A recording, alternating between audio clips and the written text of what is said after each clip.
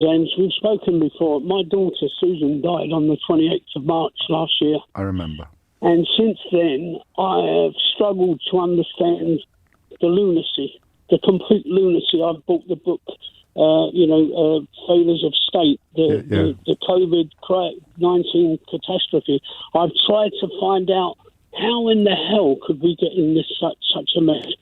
And Dominic Cummings, he's not my favourite person by any stretch of the imagination, but he done me a favour yesterday. Do you feel because that? He put a lot of he ticked a lot of boxes.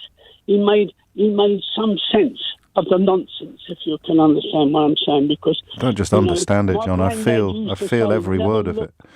Never look for logic where logic doesn't exist.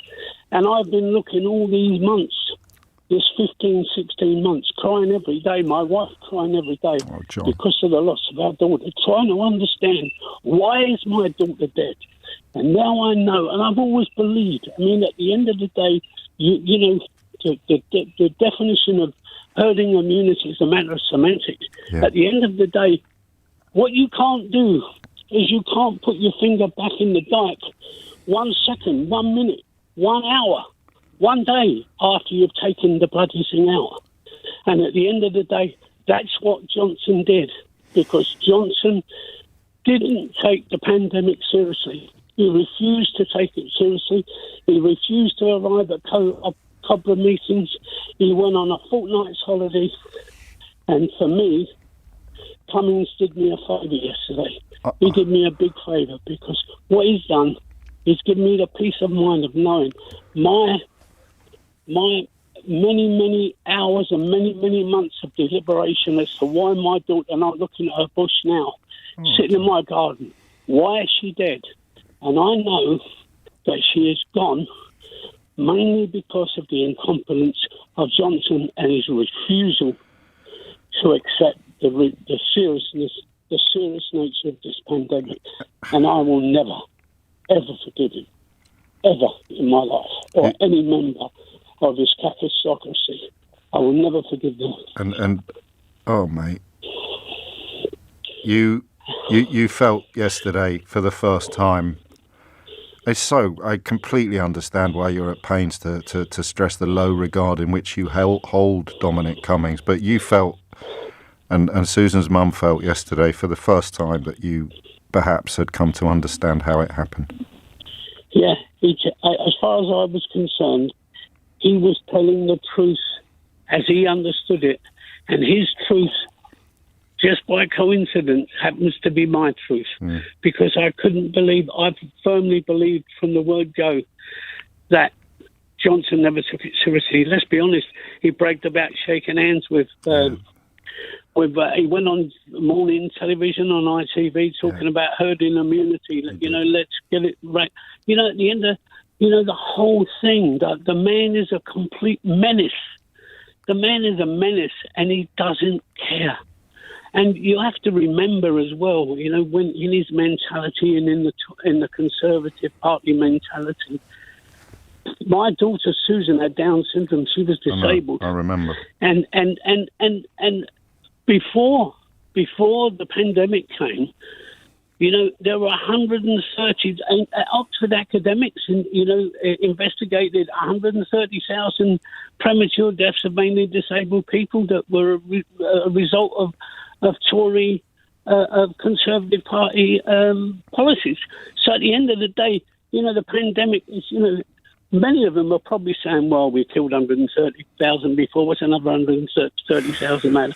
You know what I mean? At the end of the day, I just despair of the people of this country that they watched all these thousands of people die and they don't care. And they just don't care. You know me, mate. I can start an argument in an empty room, but I'm not going to. I know you can. I'm not going to argue with you about that. I know you can, James. I'd like to comfort you. People just need help understanding why they should care. They do care. They can't hear you now. Even the most boneheaded, cap-doffing, forelock-tugging sycophant cannot hear you now and not be moved. It's just a question of why so much effort is put into defending these people. Yeah, that's it. I mean, at the end of the day, the worst thing has been dealing with.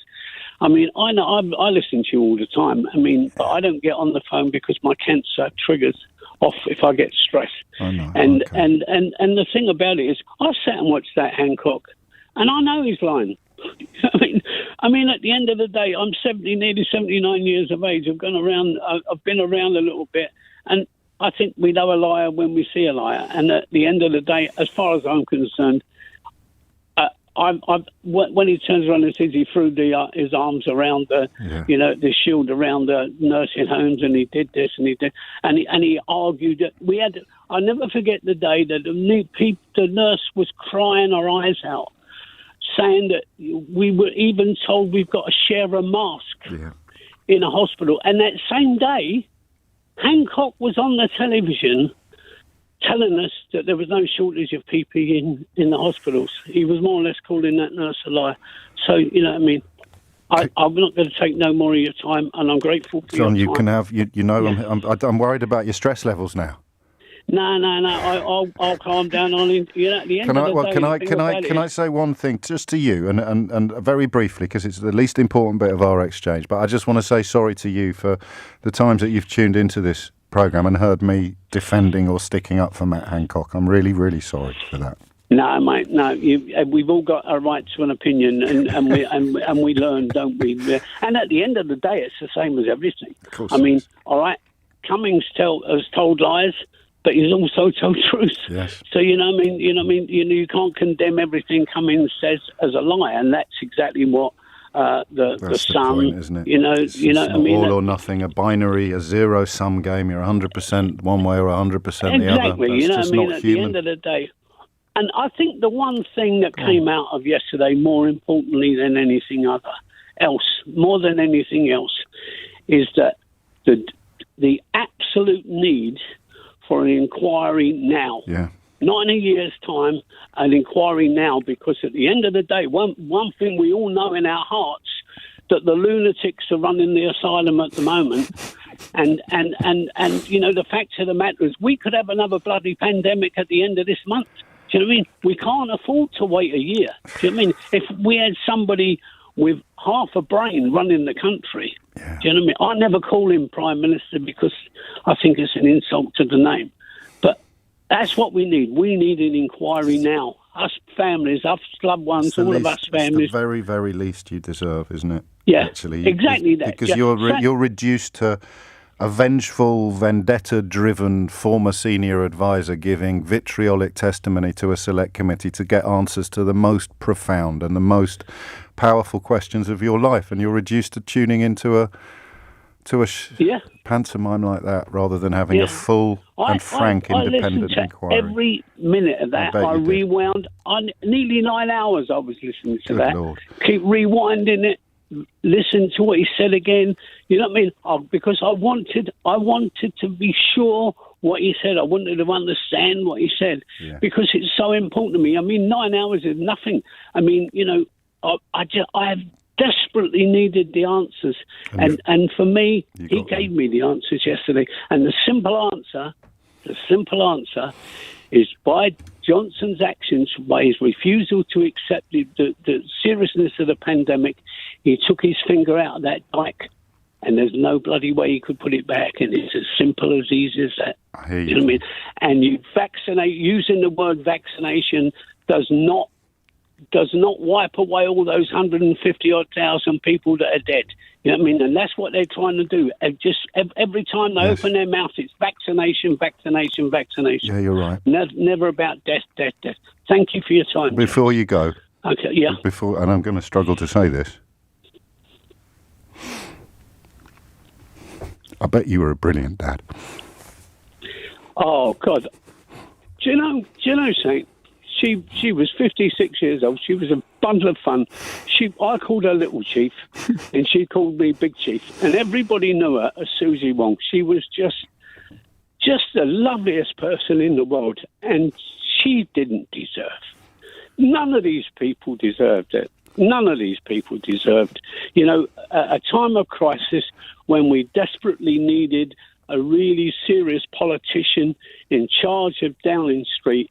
we sadly finished up with a charlatan and a narcissist and a liar. And that's why my daughter is dead, and that's why all these... I feel for all of these families. Every single family, my heart goes out to them. And when I see it every day, and people turn around and say, oh, there's only 9 dead today, or it's only... That's somebody's loved one. Yeah. It's not only 2, it's not only 9, it's not only 1. It's somebody's loved one that's died. And people are in pain. And people should remember that. And they should remember that the next time they go to put their cross in a box, in a boat, in a polling station. Because this man isn't fit to run the country. End of story. I'm going to go. God bless and be well.